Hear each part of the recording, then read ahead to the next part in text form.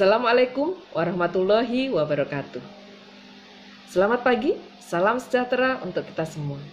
Selamat bertemu kembali dengan saya, Siti Malihatun Badriah, dalam pembahasan mengenai hukum jaminan.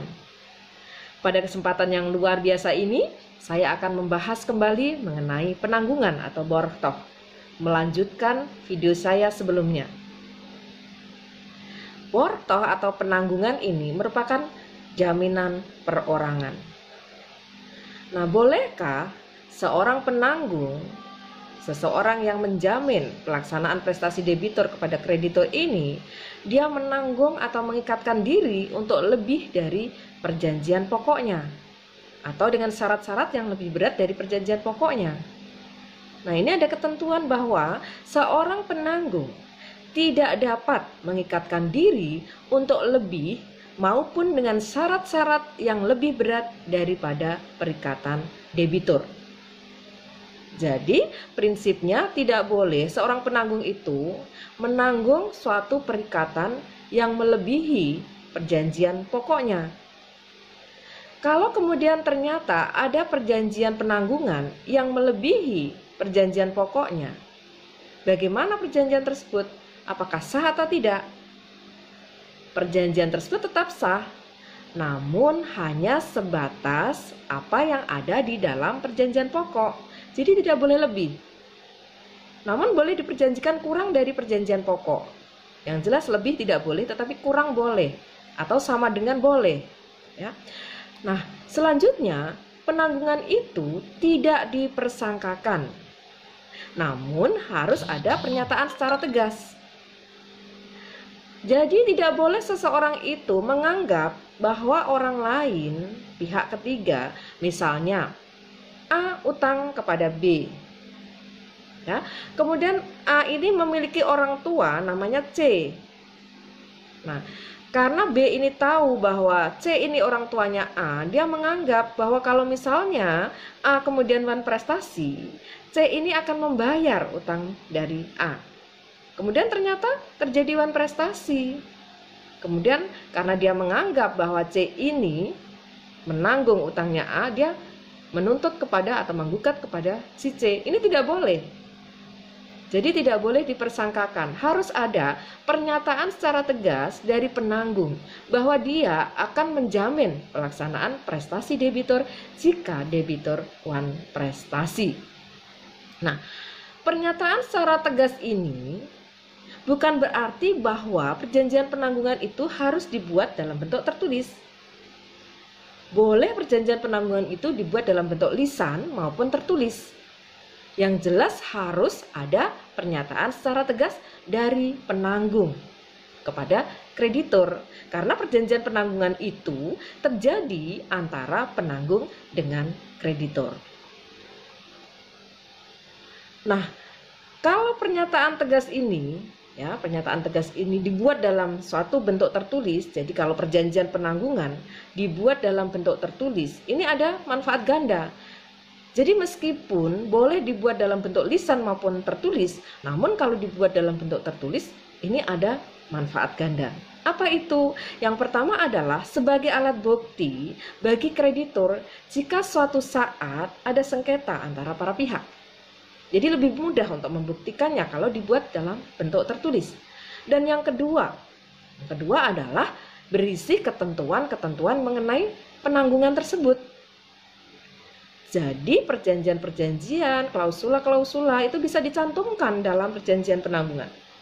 Sebagai contoh, dalam perjanjian penanggungan akan menimbulkan hak bagi pihak penanggung. Ya, hak-hak penanggung ini kalau dibuat dalam perjanjian dalam bentuk tertulis, biasanya kreditur itu meminta supaya penanggung melepaskan hak-haknya tersebut. Nah, ini bisa diperjanjikan dalam perjanjian tertulis. Jadi bisa jelas, buktinya ada, buktinya tuh mudah gitu ya, pembuktiannya mudah kalau suatu saat terjadi sengketa antara para pihak. Itu kalau dibuat dalam bentuk tertulis. Nah, itu kelebihannya. Kemudian penanggungan ini boleh diadakan meskipun tanpa sepengetahuan dari debitur. Jadi perjanjian penanggungan itu boleh diadakan dengan persetujuan atau dengan sepengetahuan debitur atau tanpa sepengetahuan dari debitur. Karena apa? Karena perjanjian penanggungan ini fungsinya, ya seperti yang sudah saya kemukakan pada video sebelumnya, fungsinya adalah untuk kreditur, untuk melindungi kreditur, ya, guna kepentingan siapa? Kepentingan kreditur. Nah, karena untuk menjamin kepentingan kreditur, maka di sini boleh tanpa sepengetahuan dari debitur. Dan perjanjian penanggungan ini dibuat antara penanggung dengan kreditur. Jadi prinsipnya boleh dibuat meskipun tanpa sepengetahuan debitur. Boleh sepengetahuan maupun tanpa sepengetahuan dari debitur. Nah, kemudian ada syarat-syarat tertentu untuk menjadi penanggung. Ada 3 syarat pokok seseorang itu bisa menjadi penanggung. Yang pertama adalah syarat yuridis, yaitu bahwa penanggung harus cakap untuk mengikatkan diri, cakap untuk melakukan perbuatan hukum. Jadi seperti halnya perjanjian-perjanjian pada umumnya, untuk membuat suatu perjanjian, maka seseorang itu harus cakap melakukan perbuatan hukum. Demikian juga dalam penanggungan, syarat yuridisnya yang pertama adalah harus cakap melakukan perbuatan hukum. Cakap untuk membuat suatu perjanjian. Kemudian yang kedua, cukup mampu untuk memenuhi perikatan. Seorang penanggung secara ekonomis, ya, syarat ekonomis bahwa dia harus mampu untuk memenuhi perikatan debitur. Karena jika debitur wan prestasi, maka dialah yang akan melaksanakan prestasi debitur yang dapat dinilai dengan uang. Kemudian selanjutnya apa? Berada di wilayah Indonesia. Nah, ini merupakan syarat lokasi. Nah, ini adalah syarat-syarat penanggung, ya. Ada 3 syarat pokok tadi. Kemudian kalau sudah terjadi perjanjian penanggungan antara penanggung dengan kreditur, maka di sini menimbulkan hak bagi penanggung. Hak-hak penanggung apa saja? Yang pertama adalah untuk menuntut penjualan benda milik debitur lebih dahulu. Nah, ini menunjukkan bahwa perjanjian penanggungan itu di samping bersifat asesor juga bersifat subsidiar. Karena di sini seorang penanggung itu punya hak untuk meminta supaya harta benda milik debitur digunakan lebih dahulu untuk melunasi utang debitur jika debitur wan prestasi. Baru kalau nanti kurang harta benda milik penanggung yang digunakan untuk melaksanakan prestasi debitur. Nah, ini menunjukkan bahwa perjanjian penanggungan itu sifatnya subsidiar. Kemudian yang kedua, hak untuk membagi-bagi utang. Jadi kalau dalam perjanjian penanggungan, misalnya ada perjanjian utang piutang antara A dan B. Kemudian ada lebih dari satu penanggung. Misalnya utang piutangnya, misalnya A utang pada B sebesar 150 juta. Nah, kemudian ada 3 penanggung. Penanggung pertama, penanggung kedua, dan penanggung ketiga. Nah, dalam perjanjian penanggungan, masing-masing penanggung ini bertanggung jawab atas seluruh utang debitur. Ya, masing-masing penanggung bertanggung jawab atas seluruh utang debitur. Itu prinsip umum. Jadi tadi, misalnya penanggung pertama itu bertanggung jawab atas 150 juta. Demikian juga penanggung kedua dan penanggung ketiga, masing-masing juga bertanggung jawab atas seluruh utang debitur, yaitu sebesar 150 juta. Namun di sini ada hak bagi penanggung untuk meminta supaya, untuk diperjanjikan supaya ada pemecahan utang. Nah, kalau terjadi pemecahan utang debitur, ya, maka masing-masing penanggung bertanggung jawab atas tanggung jawabnya masing-masing. Misalnya, tadi utang debitur kepada kreditur adalah 150 juta. Misalnya, penanggung 1 bertanggung jawab untuk 50 juta. Ya, dipecah-pecah. Penanggung 2 50 juta, penanggung 3 50 juta. Maka di sini bisa, ya, masing-masing penanggung bertanggung jawab atas kewajibannya masing-masing, yaitu sebesar 50 juta. Namun ini harus diperjanjikan karena prinsip umum bahwa ini harus bertanggung jawab atas seluruh utang debitur. Jadi masing-masing penanggung bertanggung jawab atas keseluruhan utang debitur. Nah, kemudian hak untuk diberhentikan dari penanggung karena terhalang untuk melakukan subrogasi akibat perbuatan atau kesalahan dari kreditur. Kemudian selanjutnya hak untuk mengajukan tangkisan.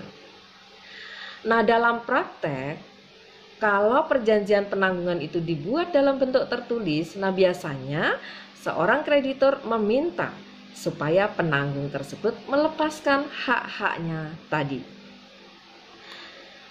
Nah, kemudian kalau sudah terjadi perjanjian penanggungan, kemudian ternyata debitur wan prestasi, dan kemudian penanggung melaksanakan kewajiban atau prestasi debitur kepada kreditur, misalnya membayar utangnya debitur kepada kreditur, maka di sini dia akan memiliki hak namanya hak regres. Hak regres atau hak verhal, menuntut kepada si debitur karena dia sudah melunasi utangnya debitur kepada si kreditur. Nah, hak regres ini ada dua macam. Yang pertama adalah hak regres yang merupakan hak dari penanggung sendiri. Sedangkan yang kedua adalah hak regres yang merupakan subrogasi.